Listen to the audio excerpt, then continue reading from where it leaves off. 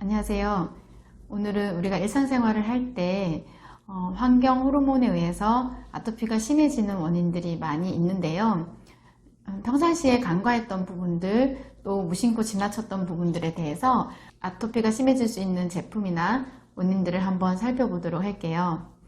먹는 것은 우리가 조심을 하면 되지만 환경 호르몬은 굉장히 중요한데도 불구하고 신경을 많이 쓰지 못하는 실정이 있습니다. 오늘 이야기를 들어보시고 조금만 더 신경을 써주신다면 더 빠른 호전에 도움이 될 수 있을 것 같습니다. 보통 플라스틱 제품에 환경 호르몬 성분이 많이 나타나는데요. 우리가 흔히 접하게 되는 환경 호르몬들이 있는데 플라스틱 장난감이나 건축 자재에 많이 쓰게 되는 프탈레이트 성분이 있고요. 비스페놀 A라고 BPA 성분인데요. 아이들 젖병에 쓰이다가 한번 뉴스에 크게 맞은 이후에 그 뒤로부터 많이 수거가 됐고 제한을 두고 있는 실정이긴 하지만 아직도 우리 일상생활에서 비스페놀 A 성분, BPA 성분이 많이 검출되고 있다는 보고들이 계속 나오고 있습니다. 예를 들어서 캔 제품이라던가 영수증이라던가 이런 것들에서 비스페놀 A 성분이 배출되어져 나오고 있고요. 그 다음에 노닐페놀이라고 합성세제에서 노닐페놀이라는 성분들이 또 많이 배출되어져 나오고 있습니다. 프탈레이트 같은 경우는 영유아한테서 굉장히 많이 배출되어져 나왔다는 보고가 있는데요. 영유아에서 60.7, 초등학생이 48.7, 중고등학생이 23.4, 성인에서 23.7 이렇게 나올 정도로 영유아들에게서 프탈레이트 성분이 많이 검출이 됐었는데요. 그 이유는 아마 플라스틱으로 만들어진 장난감을 빨고 물고 또 만지고 가지고 놀기 때문에 영유아들에게서 이 성분들이 또 많이 배출되었을 거라고 추측을 하고요. 프탈레이트, BPA, 노닐페놀 성분들이 여성 호르몬인 에스트론과 화학 구조가 비슷하게 생겼습니다. 그래서 이 성분들이 생식기의 문제라던가 내분비계의 문제를 일으키는데요. 이 성분들은 강한 독성을 가지고 있고요. 지방에 축적이 되는데 지방이 많은 유방 쪽에 축적이 되고 모유를 통해서 아이들에게 전달이 되기도 합니다. 그래서 더욱더 영유아에게서 이 프탈레이트 성분들이 높게 나왔을 수가 있고요. 환경 호르몬에서 많이 차지하는 이 플라스틱 성분들을 구분하는 방법이 있습니다. 굉장히 쉬운데요. 외워두면 플라스틱 제품을 구매하실 때 도움이 될 것 같습니다.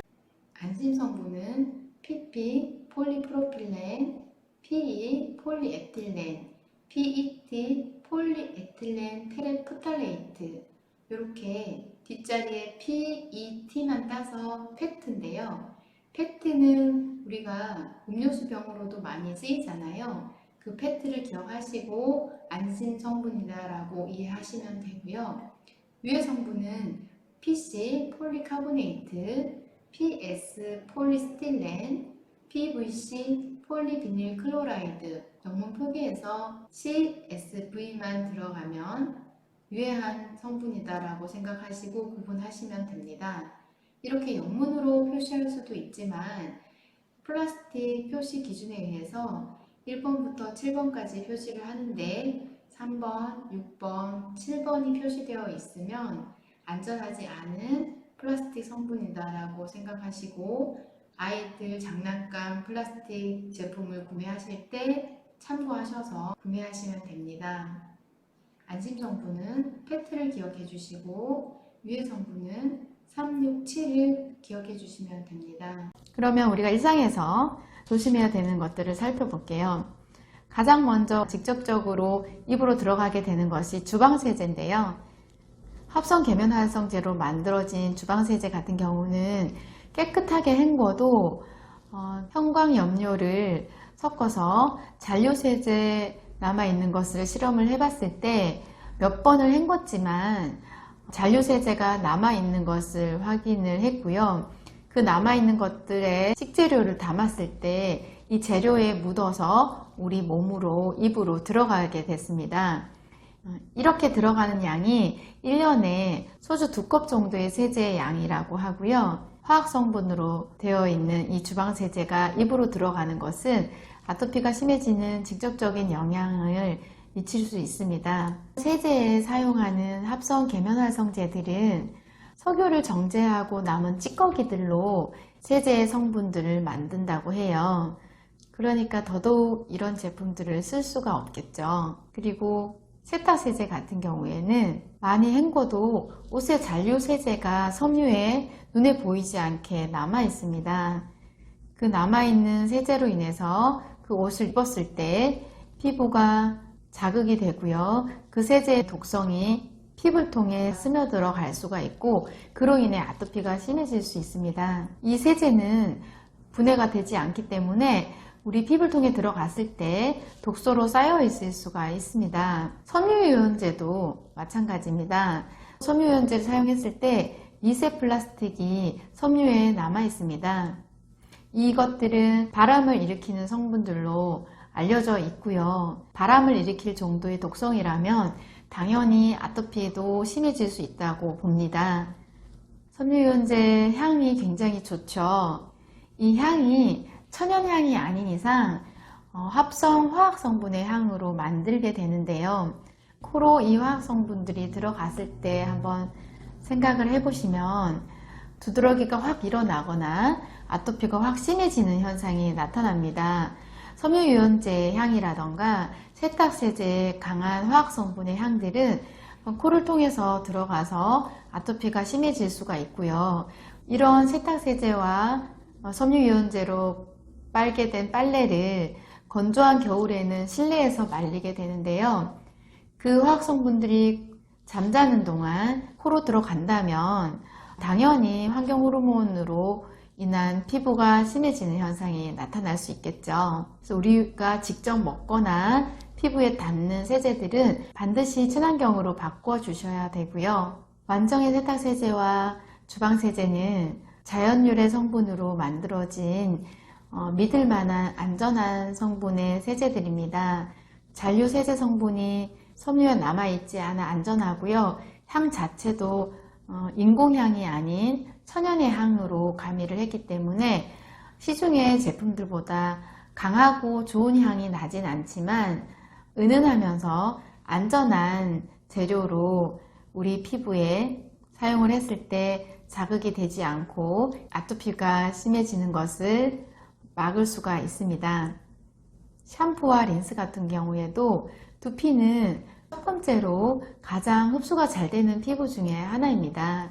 사실 일반인들도 시중의 샴푸를 사용하면 두피가 약해져서 탈모가 일어난다거나 심해지는 현상이 나타날 수가 있는데요. 아토피가 있다면 더더욱 샴푸의 합성 계면활성제나 화학성분들이 두피의 피부를 심해질 수 있게 하고 또 두피를 통해 가서 다른 피부도 심해질 수 있게 되겠죠. 그래서 가능하면 샴푸도 천연의 성분으로 사용해 주시길 권장을 드리고 린스를 사용해야 한다면 완성의 세제에는 투인원으로 샴푸와 린스 겸용을 할 수 있도록 한 가지로 만들어져 있습니다. 그런데 그것으로 부족해서 린스를 꼭 써야 한다면 두피에는 린스가 묻지 않도록 머리카락에만 두피는 린스를 묻지 않게 하시고 머리카락에만 린스를 묻혀주시고 헹궈주시면 린스로 인한 화학성분의 위험성을 막을 수가 있을 것 같습니다. 그리고 나서 손도 깨끗하게 약산성의 비누로 씻어주시면 되고요. 치약 같은 경우는 제가 너무나 이 성분들을 듣고 충격을 받았었는데요. 치약의 성분은 자동차의 부동액 성분으로 만들기도 하고요. 거품을 내는 성분은 자동차의 세척제 성분으로 이 치약의 성분을 만든다고 합니다. 치약은 입안에서 직접적으로 쓰이잖아요. 입 안을 통해서 흡수도 되지만 먹기도 하게 되죠. 더더욱 화학성분의 치약 사용하시는 것을 금해야 하고 특히 아토피가 있다면 친환경의 원료로 만든 치약을 거품이 좀 덜 나더라도 그런 원료로 사용을 하셔야 합니다. 락스도 아토피가 있다면 집안에서 제가 아예 없애버리라고 말씀을 드리는데요. 예전에 완정을 하던 어떤 아이가 한참 좋아지고 있었는데 갑자기 확 뒤집어진 거예요. 처음으로 돌아간 것처럼 굉장히 심해진 거죠. 원인을 하나하나 찾아가는데 아무리 봐도 원인은 없었는데 딱 하나 베란다에 청소를 하기 위해서 락스를 풀어서 썼다고 해요. 그 냄새를 맡고 아이의 피부는 뒤집어졌고 뒤집어진 피부가 또 쉽게 회복되지 않았습니다. 코로 인해 들어가는 그 화학 성분들이 몸에서 아주 오랫동안 또 치명적인 영향을 미쳐서 뒤집어진 피부가 꽤 오랜 시간이 지나서야 회복이 됐었던 기억이 있는데요.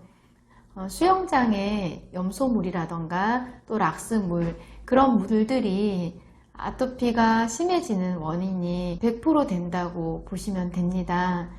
제가 상담을 할 때 가르치는 수영장 있잖아요. 배우는 수영장을 갔다가 한 3개월 뒤에 아토피가 심해져서 걷잡을 수 없이 심해지게 된다거나 또는 물놀이장에 수영장을 갔다가 두드러기가 나거나 아토피가 심해지는 현상들을 많이 봤습니다. 그래서 이 락스의 성분은 강력한 독성을 가진 산화제입니다.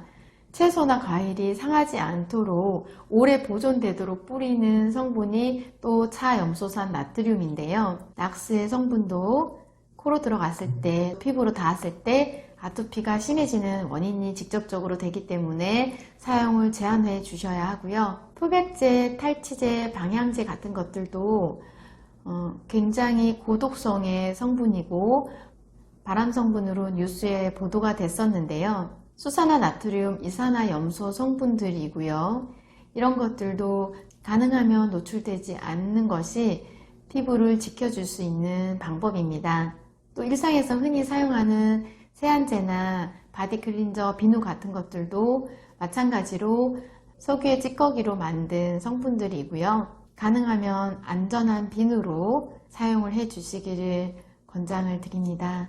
성인 여자분들 같은 경우에는 화장을 하게 되는데요. 저희가 완정하는 기간 동안에는 화장하는 것을 가능하면 제한을 해달라고 설명을 드립니다. 꾸준히 좋아지다가 만남이 있어서 화장을 하고 외출을 했는데 다음날 얼굴이 시뻘겋게 완전히 뒤집어지는 거죠.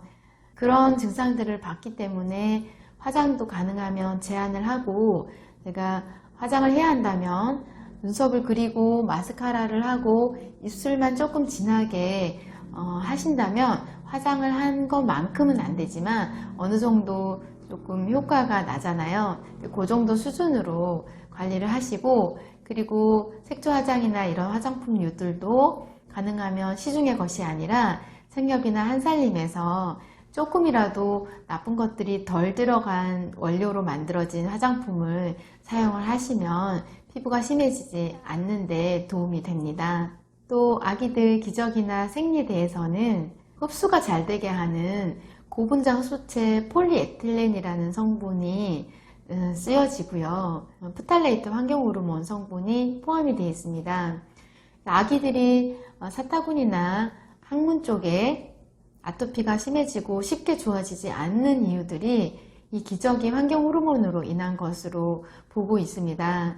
그래서 가능하면 나쁜 것을 덜 사용한 기저귀들을 사용을 해주시면 도움이 되고요. 여자분들은 발진이 자주 생긴다면 면으로 된 생리대를 사용해 주시기를 추천을 드립니다. 또 아이들이 가지고 노는 학용품에서 지우개도 이렇게 유연하게 많이 유연할수록 프탈레이트 성분이 많이 들어있고요.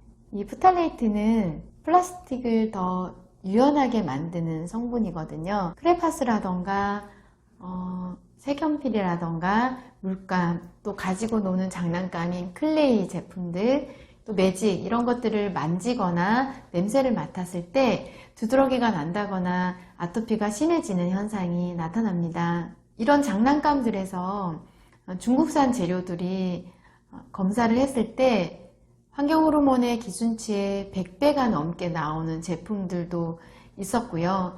검수를 하고 통제를 하지만 아직까지는 너무나 많은 제품들에서 이 위험 요소들이 있기 때문에 우리가 스스로 조심할 수밖에 없는 상황인 것 같습니다. 또 최근에는 아웃도어 옷에서 노닐페놀이라던가 이런 환경호르몬 성분이 검출이 돼서 뉴스에 나왔었는데요. 그런 옷을 입고 아토피 아기를 안았을 때 피부가 자극이 되고 심해질 수가 있고요. 옷을 만들면서 들어가는 이 잉크나 페인트 성분들이 또 환경 호르몬이 기준치 이상으로 검출이 됐었기 때문에 성인이나 아토피 아이들도 피부에 자극이 되지 않도록 조심하셔야 하고요. 드라이 클리닝은 물로 하는 세탁이 아니라 건식 세탁인데 화학 세탁입니다.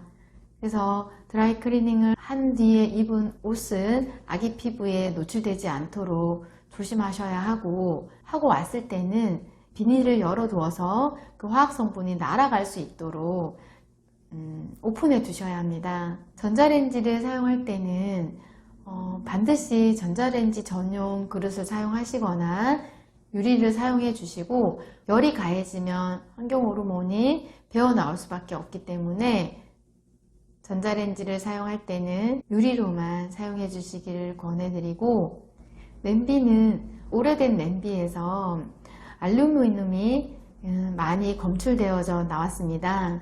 그래서 오래 사용했던 냄비라던가 벗겨진 냄비들은 바로 버려주시고 새 냄비들을 사용하시기를 부탁을 드리고요.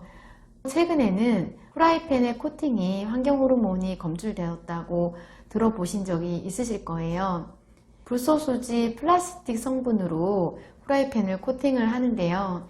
200도 이상 열이 가해졌을 때 환경 호르몬이 녹아져 나올 수 있습니다. 이 불소수지 성분이 과불화 화합물로 변해서 그것이 음식을 통해 우리 입으로 들어가게 되고요. 코팅제가 벗겨진 프라이팬은 사용을 중지해 주셔야 하고, 앞으로도 프라이팬은 세라믹 코팅이 된 프라이팬이라던가 황토로 코팅된 프라이팬이라던가 불소수지 성분이 아닌 조금은 더 안전한 환경 호르몬이 배어 나오지 않는 프라이팬들이 있습니다. 금액이 조금 더 비싸긴 하지만 건강과 아토피를 위해서 그런 후라이팬으로 바꿔주시는 게 도움이 되시고요. 영수증은 만지지 않는 게 제일 좋고요. 땀 흘린 손으로 만졌을 때 비스페놀 A 성분이 10배 이상 흡수율이 높아진다고 합니다. 캔은 열이 가해졌을 때 비스페놀 A 성분이 검출됩니다.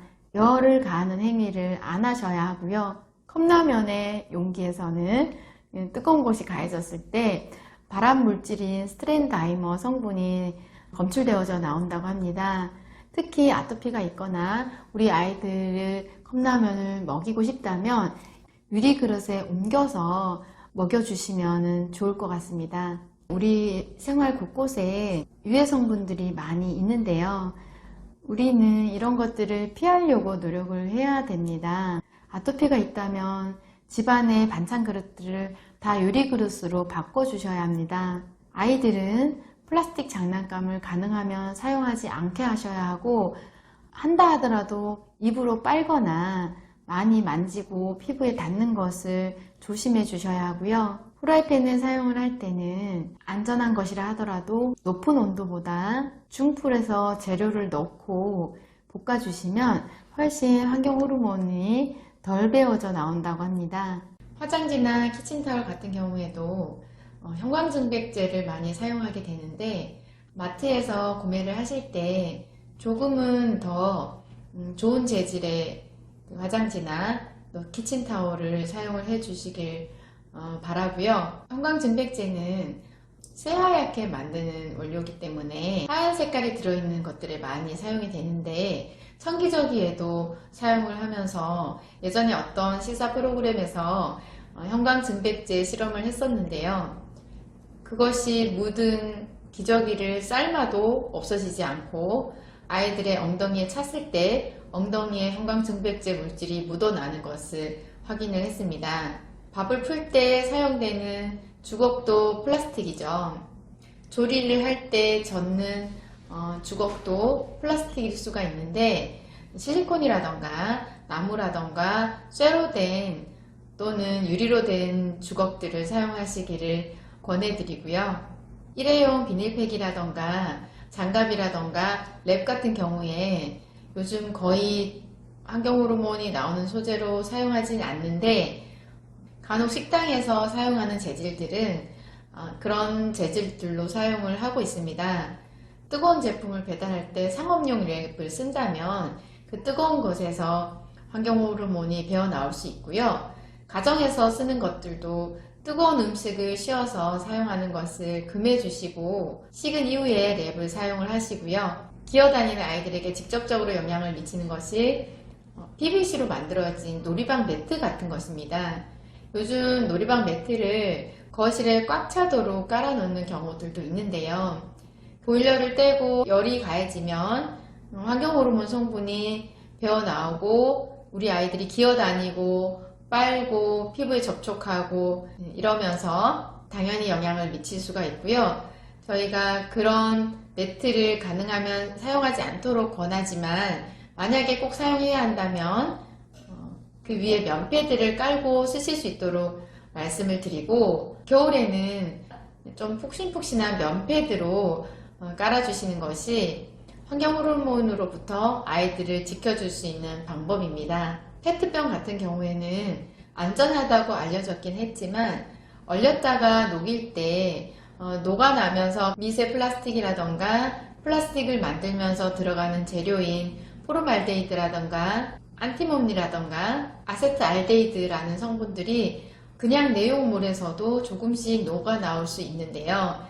유해한 정도의 양은 아니고 극소량이라고 하지만 우리는 신경 쓰지 않을 수가 없고요. 특히 얼렸다가 녹였을 때 이런 성분들이 또 가소제 성분들이 녹아져 나올 수 있기 때문에 페트병에 물을 얼렸다가 녹이는 행위는 하지 않아야 될 것 같습니다. 아까 말씀드렸던 PP라던가 PE라던가 PET라던가 안전한 플라스틱이라고 알려졌다 하더라도 가능하면 플라스틱을 쓰지 않는 것이 환경을 위해서도 아이들을 위해서도 건강을 위해서도 좋다고 판단이 되어집니다. 앞에도 말씀드렸듯이 치약이라던가 세제라던가 직접 만들어서 쓰기는 번거롭고 힘들 수 있습니다. 그런데 이미 안전한 재료들로 신경 써서 만들어진 제품들이 있습니다. 그런 제품들을 가능하면 사용하는 버릇을 해 주신다면 조금이나마 환경호르몬으로부터 또 나쁜 유해 성분으로부터 아이들과 가족을 지킬 수 있을 것 같습니다. 오늘은 우리 주위에서 노출될 수 있는 환경호르몬에 대해서 말씀을 드렸고요. 다음에는 공기로 인해 아토피에 미치는 영향에 대해서 관리 방법에 대해서 안내를 드리도록 하겠습니다. 감사합니다.